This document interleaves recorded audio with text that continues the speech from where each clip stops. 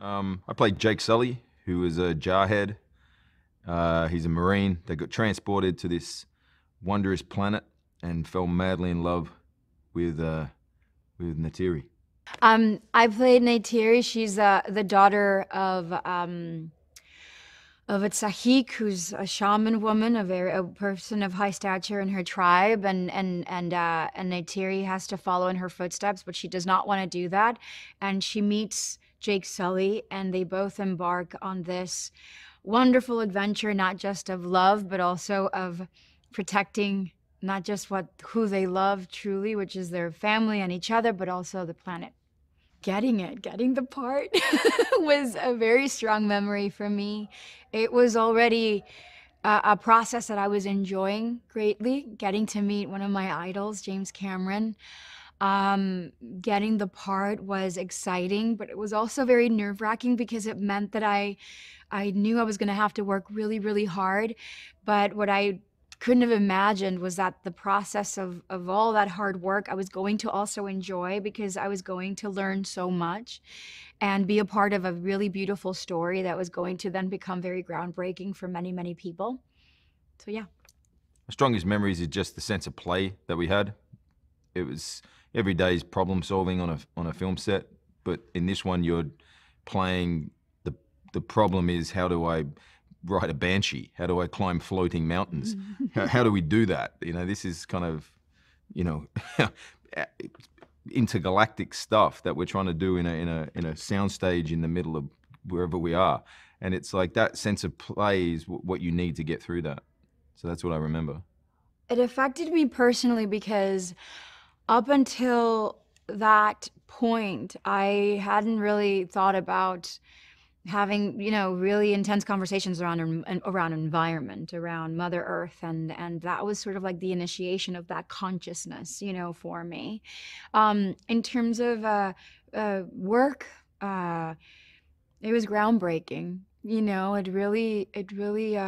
I was able to catapult myself into other projects and continue my journey growing as an artist, and being able to, through my influence, to tell really good stories that I believe in and collaborate with filmmakers that I believe in. But the greatest gift of all, is the experience to be able to come back and work with people that I just, love and truly admire, which is, when you come back to a sequel of a film that you really, really enjoyed, it is a gift that the actor takes with them all the time. My whole world and life went 180. That's it. Yeah. Look, it has a multitude of themes, but I put a lot of thought into this. I think that there's a sense of Jake Sully just wants to belong somewhere. I think it's about belonging, and I think we're all looking for our own clique, our own tribe, Yeah. our own clan, where we feel comforted and emboldened by. And I think that's part of the reason why it connected globally. It's because everybody feels alone and we all want to be connected. It's a beautiful story. It's a beautiful story.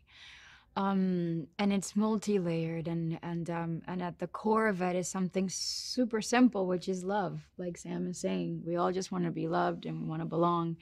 And then just visually, it was like unlike anything we had ever experienced. It was an immersive experience. It was delivered in 3D. It was unique and groundbreaking, but also, taking it back to the environment. We were shown a mirror of what we could become if we follow in this path, and here's the really not so great version of it, and here's the possibility of what we could become if we make better choices. It was the beginning of that conversation when it came to the environment, and it was not political.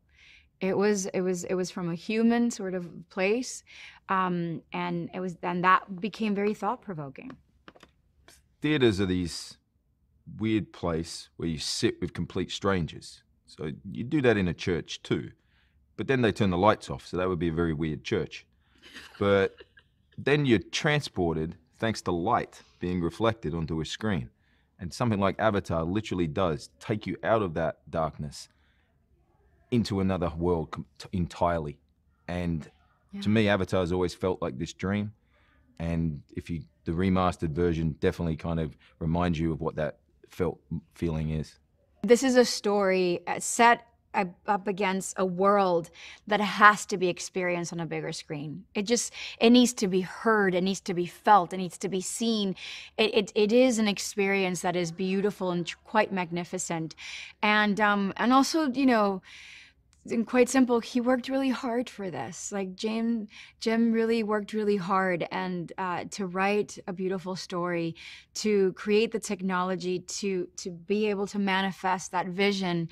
And once you're sitting there with a whole bunch of strangers with your 3D glasses, and you find yourself through your senses feeling all the sensations, all the feels, then that's when you realize that all that hard work was for the greater purpose of you to sit down and just enjoy it.